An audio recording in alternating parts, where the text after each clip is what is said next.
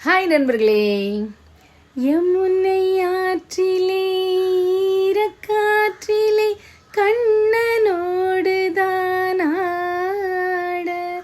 பார்வை பூத்திட பாவை பார்த்திட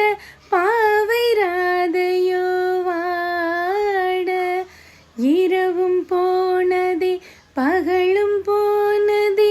மன்னன் இல்லையே கூட, இளைய கன்னியின் இமைத்து